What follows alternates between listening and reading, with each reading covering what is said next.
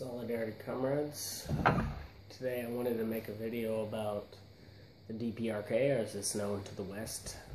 This is not to the West, North Korea. The DPRK, or the Democratic Republic of Korea, is a state which has been in some form or fashion of isolationism economically and socially since the end of the Korean War in the early 1950s. It's a state that's been in existence since 1946, since the end of the First or the Second World War, and it has been protected by states like the People's Republic of China and the United Soviet Socialist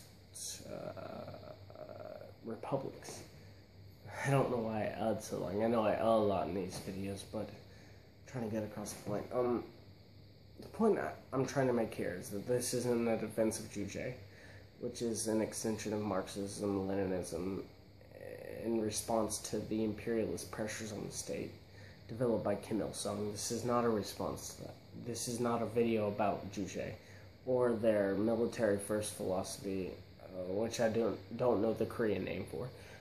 This is about how they exist still today, despite the imperialist pressures upon them, even by former allies such as the People's Republic of China. Today, to this very day, I live in the People's Republic of China. To this very day, the People's Republic of China puts imperialist economic pressures on them due to the United Nations.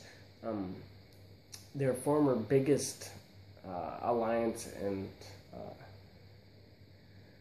economic form of trade was the DPRK, or the DPRK's former main trade was the USSR, or the Soviet Union, and their allies. And ever since 1991 and the betrayal of the party in the Soviet Union, that has been impossible. So you have dozens and dozens of states, and the USSR itself, which was an economic powerhouse at the time,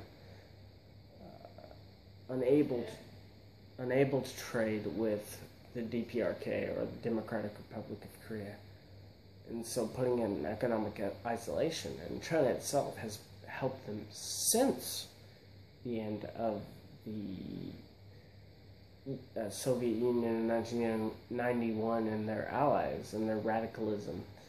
But unfortunately, the revisionism of the People's Republic of China and its modern stance, especially with Xi Jinping, has been very harsh in the Democratic People's Republic of Korea. So we see that even since 1991, and especially since 2012, that people have been very harsh on the DPRK. But why they're a shining example of anti-imperialism is that despite their isolation, they've been able to develop nuclear weapons, and they've been able to defend themselves against imperialist powerhouses like the United States and the West. They've been able to survive despite the puppets of South Korea and Japan and Taiwan, and despite the economic imperialist sanctions of the United Nations and led by the United States. They've been able to survive.